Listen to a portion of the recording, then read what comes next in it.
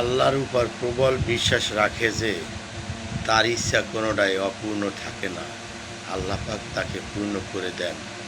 একমাত্র আল্লাহর উপর ভরসা রাখার জন্য ফেরেশতাদের নিয়ে বলে, এই ফেরেশতা আমার বান্দায় কি চায়? মাওলা এই জিনিসটাও আবদার করছে, কিন্তু তোমার নামের উপরে শপথ নেওয়া, যদি আল্লাহ দেয় সেভাবে বলছে।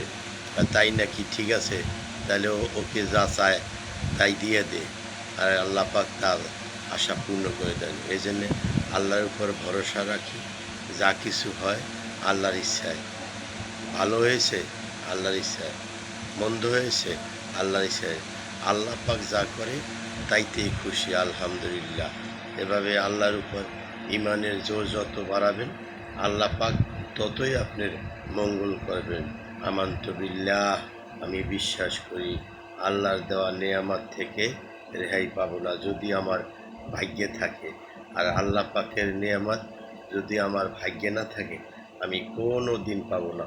শত চেষ্টা করলেও সে নিয়ামত আমার ভাগ্যে আসবে না, যেহেতু আল্লাহ পাক আমার ভাগ্যে ওটা দেয়নি। তাই বলি, ভালো থাকি মন্দ থাকি, আলহামদুলিল্লাহ।